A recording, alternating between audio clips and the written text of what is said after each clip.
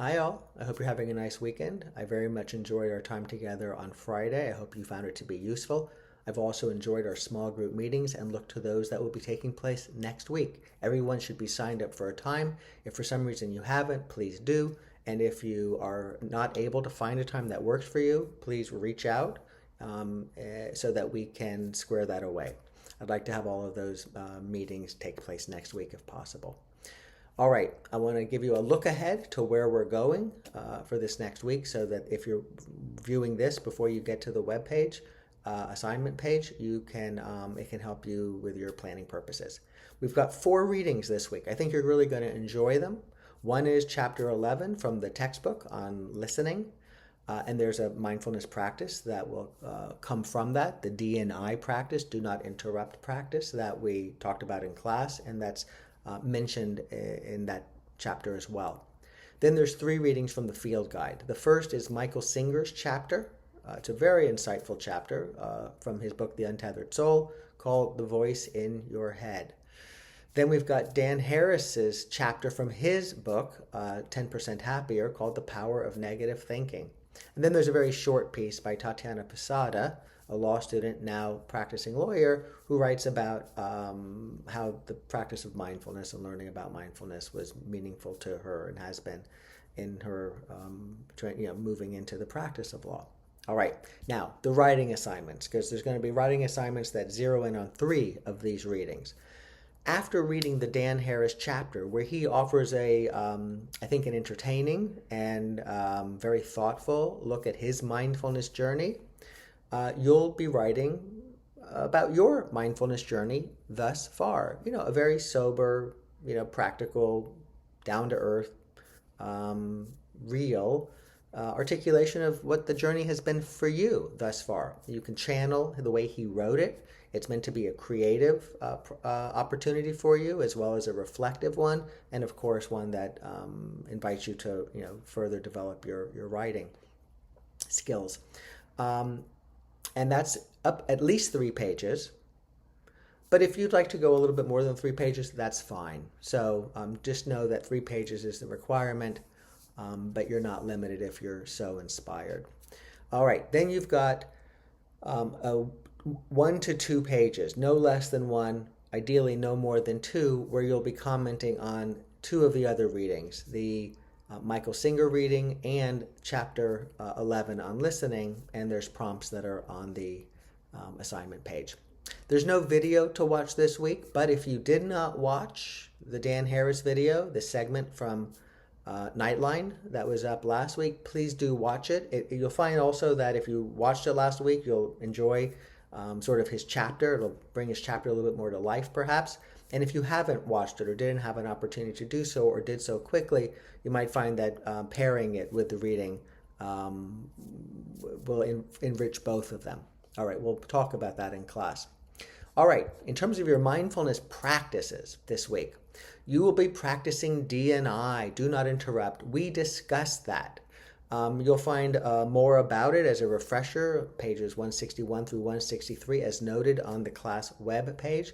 But the idea is this: you will intend to, or you are invited to practice D&I in your conversations with other people this week for all of them. But of course, we'll forget, or we're not going to want to, or whatever that is, but it's just a general intention.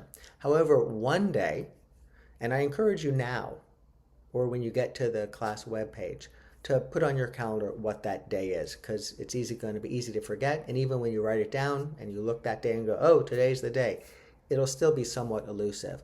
The day when you will endeavor for that full day to have it where in all your conversations you're practicing do not interrupt.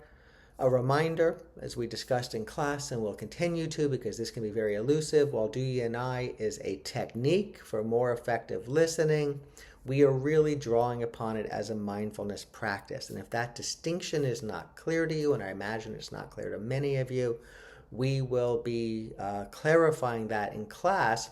And one of the ways that will make the most sense in its clarification is because you have been practicing it, so you can relate to this from your own direct experience. So I'm looking forward to that.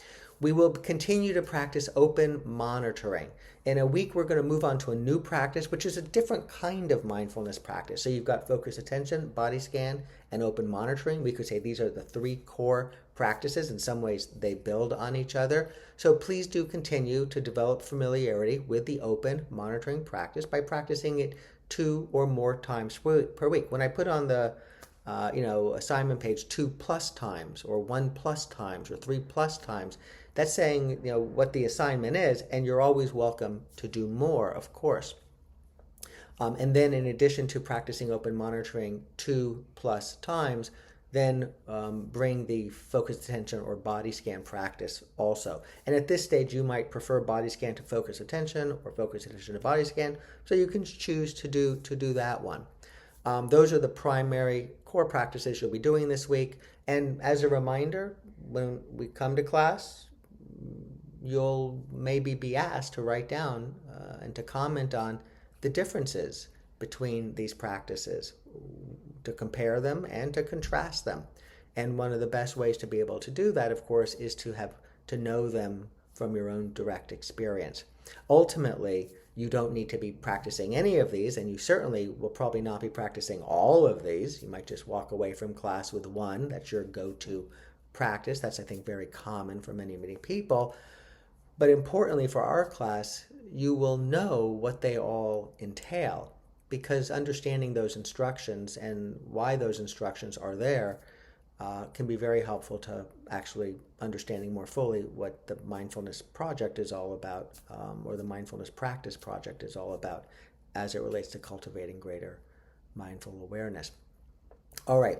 In addition, we will have a focused attention practice. And by the way, maybe some of you will see it as an open monitoring practice, but we'll call it for this look ahead, a focused attention practice where you will go outside with your crayons and your field guide, open to one of the blank pages at the end. Set your timer for 12 or more minutes.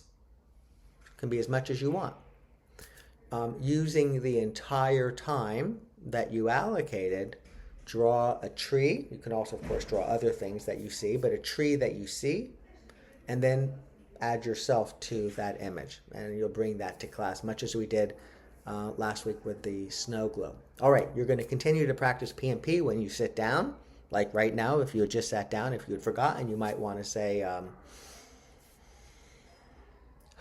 I am here. But it's intended to be practice when you sit down to do a practice, or if it's a day when you're not doing a practice, to sit down because that will be your practice. But we're also doing PMP Plus, as we discussed, as Yelena shared in class, where you are now going to formally, you've all been introduced to it, we've talked about it, some of you have begun to do it. When you get to your PMP point, when you leave your home this week, practice the PMP. All right. Now, with your practice journal, you may recall from the end of class, Sarah was thoughtful enough to offer a very skillful, expressed a very skillful articulation of what she observed.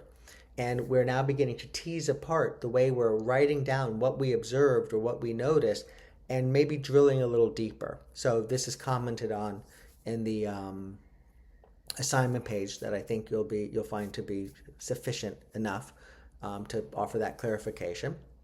And then lastly, please remember to, if you'd like to, that is, text me or email if you want, but text works well, a photo of your pet.